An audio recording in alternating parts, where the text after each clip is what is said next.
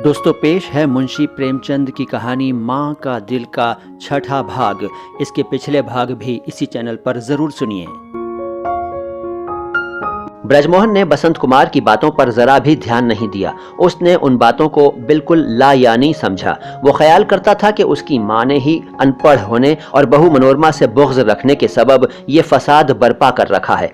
उसे माँ की घर-बार की बातों को दूसरों से कहकर उनसे इमदाद के तालिब होने के काम पर बहुत गुस्सा आया। उसने ये सब बातें मनोरमा से कहीं। मनोरमा ने भी सास के इस फेल को बहुत बुरा समझा और शौहर को उसके खिलाफ खूब भड़काया। नतीजा यह हुआ कि गांठ सुलझने की बजाय और भी ज्यादा उलझ गई। इंसान खुद गर्जी का पुतला है। वो दूसरों के दिल की, दूसरों के जज्बात की उस वक्त तक भी परवाह नहीं करता जब तक अपने दिल पर चोट न लगे। उसने अपनी माँ की मोहब्बत की गहराई को न देखा, उसकी साफ दिली को न समझा। उसने उसे सिर्फ एक अनपढ़ और जाहिल औरत समझा और उसी रोज से और भी रूखा बर्ताव करने लगा। उधर ब्रजमोहन की माँ भी अनपढ़ थी। उसने भी थप्पड़ का जवाब घूंसे से देना शुरू किया। इसमें कलाम नहीं कि वो ब्रजमोहन के रूखे बर्ताव से दुखी होकर तन्हाई में घंटों रोया करती थी, मगर उसे अपने दिल पर इस कदर इख्तियार न था कि अपने बर्ताव को ठीक रखती।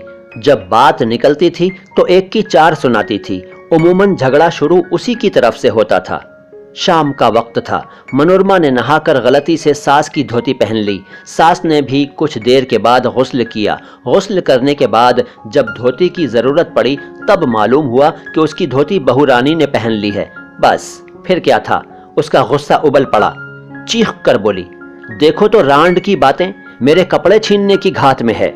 सास की तरफ से शौहर की बेपरवाही देखकर मनोरमा की हिम्मत दोबाला हो गई थी। चुनाचे उसने भी जवाब दिया, जरा सोच समझ कर बात करो। क्यों बुढ़ापे में अपनी मट्टी खराब कराने के दर पे हुई हो? हमारा ही दिया खाती पहनती हो और हम ही तुम्हारे कपड़े छीनने की घात में हैं? कहते शर्म भी तो नहीं आती? देखो ना, बाप के घर से कपड़ों के थान आते हैं। हमें जो रांड कहे वो इस जन्म में तो रांड है ही। राम करे 7 जन्मों तक रांड रहे। मनोरमा की ये बात सुनी तो सास के सर पर गुस्से का भूत सवार हो गया। उसने जो मुंह में आया बकना शुरू कर दिया। मनोरमा जब उसकी बातों का जवाब न दे सकी तो बैठकर रोने लगी। थोड़ी देर के बाद ब्रजमोहन आ गया। मनोरमा ने रो रो कर उससे सब हाल बयान किया। ब्रजमोहन उसी वक्त गुस्से में भरा हुआ माँ के पास पहुंचा और बोला, क्यों माँ, तुमने उसे रांड क्यों कहा? माँ ने जवाब दिया, मैंने कहा और 100 बार कहूंगी, जो तेरा जी चाहे तू कर और जो उस रांड का जी चाहे वो करके देख ले। ब्रजमोहन, तुम इतनी बेवकूफ हो, तुम्हें यह पता नहीं है कि उसे रांड कहकर मुझे ही कोस रही हो?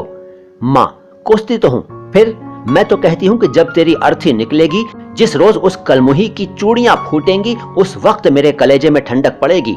माँ की यह बातें सुनकर ब्रजमोहन सन्नाटे में आ गया। उसने सोचा, यही मेरी माँ है, इसी की मोहब्बत के राग अलापे जाते हैं। ये माँ नहीं है, डायन है, काली नागन है। ब्रजमोहन के दिल में माँ की तरफ से सख्त नफरत पैदा हो गई। उसने कुछ देर तक सोचकर कहा, बस हद हो गई, अब हमारा तुम्हारा गुजारा एक मकान में नहीं हो सकता। माँ ने फौरन जवाब दिया, नहीं हो सकता तो अपना काला मुंह लेकर निकल जा। ये घर मेरे आदमी का है, मैं तो इसे कभी नहीं छोड़ सकती। मुझे जो इस घर से निकलने को कहेगा उसकी अपनी जान एक कर दूंगी। ब्रजमोहन ने करख्त लहजे में कहा, तुम्हारे आदमी का है तो तुम इसे लेकर बैठो। जो मैं अपने बाप का बेटा हूं तो इस घर में आकर कभी थूकूंगा भी नहीं। माँ बोली, और जो मैं भी अपने बाप की बेटी हूं तो तेरे दरवाजे पर कूड़ा फेंकने भी नहीं जाऊंगी।